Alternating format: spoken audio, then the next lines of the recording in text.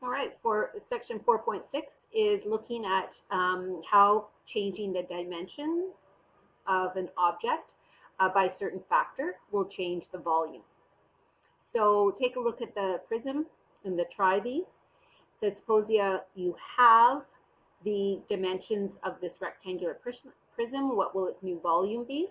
So by halving it means it's cutting it in half, dividing it by 2 each dimension. So that would be 5, this would be 3, this would be 2. So the volume of the new prism would be 5 times 3 times 2, which is 30. Okay, what is the original? 10 times 6 times 4 is 240. So how many times greater is the original than the new one? Well, 240 divided by 30 is 8. So this is 1/8 of the original.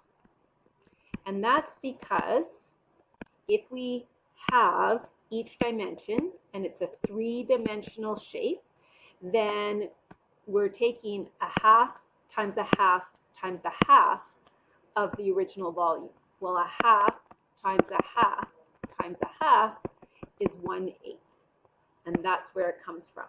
Okay, so if that's all you're told, can you find the volume of a new prism where each side is half as much as it is the original? You don't even have to calculate it. If you know the original, you go 1/8 times 240 is 30. Okay, so let's take a look. Sonotubes are used for concrete footings on outdoor structures. Leela needs to pour footings that are 5 feet in length. She considers a tube with a 6-inch diameter and one with a 12-inch diameter. Compare the volumes of concrete needed. So we're trying to calculate the volume of these cylinders. So for the smaller one, that's a 6-inch inner diameter. Notice that this is in feet, this is in inches. So we want to calculate what that's going to be. So it's going to be pi times the radius. Not quite sure what, I think we'll put this back over. They kind of have 2 spots for it. Anyway, it's pi r squared times height. So pi times the radius. Well, let's put this in feet. So 6 inches is 0.5 feet. And so the radius would be half of that, 0.25 feet squared, times the height is 5. Okay, and then we'll calculate that in a sec. Then larger one, well, 12 inches equals 1 foot. So pi times a half of a foot is 0.5 feet squared times the 5 feet in length. So we'll get our calculator out. Oops, that's not what I wanted to do. Okay, so pi, oh, it's not either. So second, there we go. Pi times 0.25 squared times 5. And then pi times 0.5 squared times 5. Okay. 0.982. Let's do 0.982. And then the bigger one, 3.927. Okay, I guess here we could do rounded, would be 1. Here would be 4. Okay, how many times more concrete is needed for the larger? So we would take, let's do the exact, but we can see basically what it's going to be by our approximations. It looks like 4 times, but let's do the decimal here. So if I divide that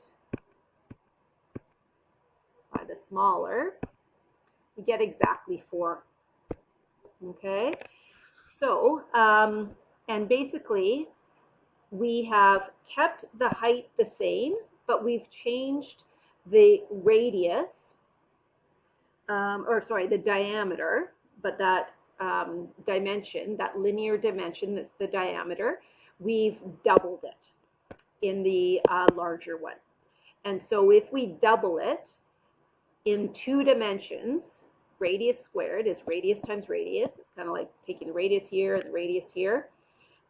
It's going to be 4 times as much. So the larger tube requires 4 times as much concrete. So if that's all I would need to know, I wouldn't even need to, if you knew the amount that was required for the smaller one, you would know that if you doubled the radius of it, you would need 4 times as much. You don't even have to calculate things. Oops. Okay. And then the next one here, Candy Company makes a small chocolate pyramid as shown. How can the dimensions of the pyramid be changed to create a larger pyramid that has 4 times the volume of chocolate? So the last question was 4 times, right? And so for 4 times, we just had to change 2 dimensions. We had to double 2 dimensions, not all 3. If we doubled all 3 dimensions, it would be 8 times as big. But we doubled 2 dimensions. So they're putting steps here, but we don't really have to do them, but we will. It says, what is the volume of the original pyramid? So remember, pyramid is area of the base times the height divided by 3. So the area of the base, it's a square, so 3 times 3. And then the height is 3, vertical height. And we got to divide by 3. So 27 divided by 3 is 9. Okay, so if we wanted the volume to be 4 times as much, we need it to be 36. So what would we change here? Well, it says describe one way to change the pyramid that will increase by a factor of 4. So if I multiplied this by 2 to be 6, and this by 2 to be 6, so now it'd be like this, but still had the same height as the original. All right, so that means I would be taking, this would be 6, this would be 6, these would be the same. And so that means I would have a volume of 36. So make the dimensions, oops, make the side length of the square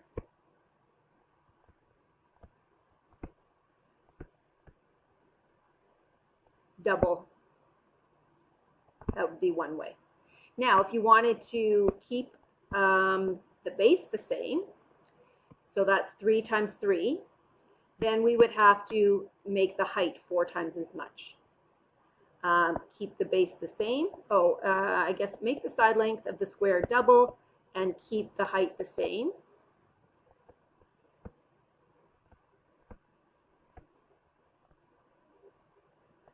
And this would be keep the base the same and make the height 4 times as much.